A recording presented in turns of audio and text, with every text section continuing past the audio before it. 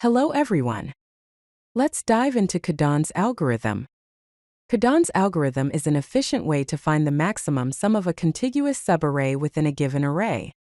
In simpler terms, if you have a list of numbers both positive and negative, this algorithm helps you find the part of the list that gives you the biggest sum.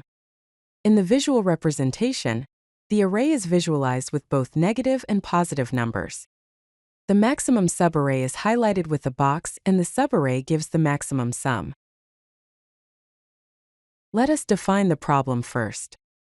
The maximum subarray problem says that given an array of integers, your task is to find a contiguous subarray, meaning a part of the array that's all in one block, that has the largest possible sum.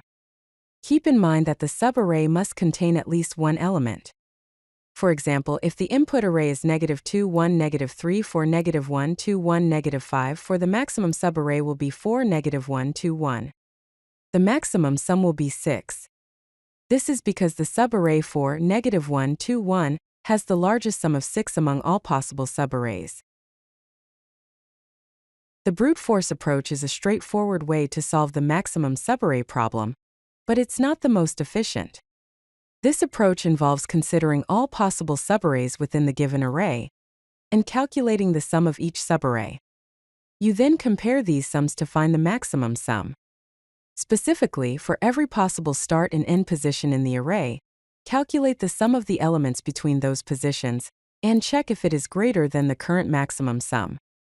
The time complexity of this approach is big O of n square, because for an array of n elements, you would need to perform calculations that grow proportionally to the square of the number of elements, and the space complexity is big O of 1. The Python implementation will be as follows. First, define a function called max_subarray_brute_force that takes array as an argument. Initialize n to the length of the array. Initialize max_sum to the first element of the array. Start a for loop with start in range n. Initialize current_sum to 0. Start another for loop with end in range start to n. Add the element at the index end of array to current_sum. Find the max of max_sum in current_sum and assign it to max_sum. At the end of the function, return max_sum.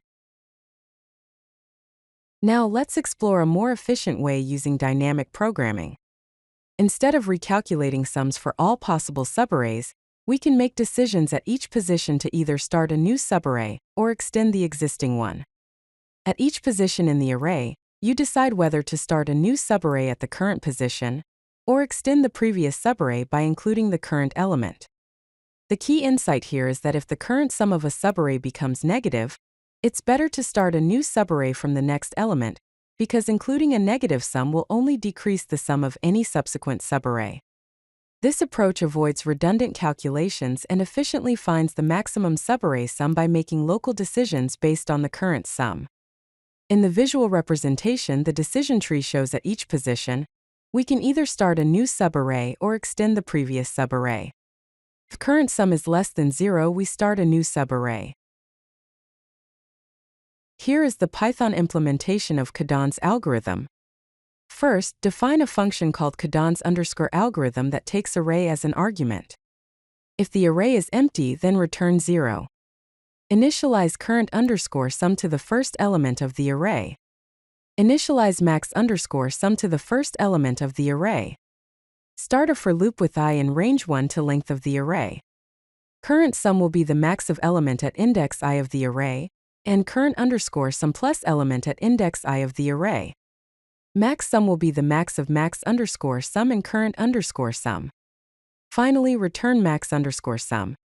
The time complexity of Kadane's algorithm is big O of n, meaning it only requires a single pass through the array. The space complexity is big O of 1 because it uses a constant amount of extra memory, regardless of the size of the input array. This is a significant improvement over the brute force approach. Let's walk through a step-by-step execution of Kadane's algorithm using an example array, which is -2, 1, -3, 4, -1, 2, 1, -5, 4. The table shows the execution of the algorithm with each iteration. At index 0, the array value is -2. Current sum is -2. Maxsum is -2 and the decision is to initialize the variables. At index 1 the array value is 1. Current sum is 1. Maxsum is 1 and the decision is to start new, since the previous sum is negative. At index 2 the array value is -3. Current sum is -2. Maxsum is 1 and the decision is to keep extending the subarray. At index 3 the array value is 4. Current sum is 4. Maxsum is 4 and the decision is to start new, since the previous sum is negative. At index 4, the array value is -1. Current sum is 3. Maxsum is 4 and the decision is to keep extending the subarray. At index 5 the array value is 2. Current sum is 5. Maxsum is 5 and the decision is to keep extending the subarray. At index 6 the array value is 1. Current sum is 6. Maxsum is 6 and the decision is to keep extending the subarray. This is the best result. At index 7, the array value is -5. Current sum is 1. Maxsum is 6 and the decision is to keep extending the subarray. At index 8 the array value is 4. Current sum is 5. Maxsum is 6 and the decision is to keep extending the subarray. Therefore, the maximum subarray sum is 6. Here is a visual representation of Kadane's algorithm. The x-axis represents the array index, and the y-axis represents the sum value. The bars represents the array elements, with bars going below x-axis representing negative numbers. The green line represents the current sum, and the pink line represents the maximum sum. The maximum subarray has been highlighted.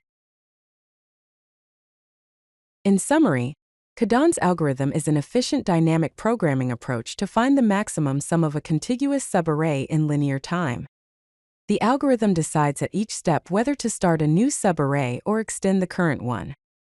By making these local optimal decisions, Kadane's algorithm avoids unnecessary calculations and efficiently determines the maximum subarray sum. Kadane's algorithm has many real-world applications. It is used in stock market analysis to identify periods of maximum profit. It can be applied in computer vision tasks like finding the maximum sum rectangle in an image. It is employed in natural language processing for tasks like sentiment analysis, where identifying the most positive or negative segment of text is valuable. It can be used in bioinformatics for analyzing DNA sequences and identifying regions with the highest similarity scores.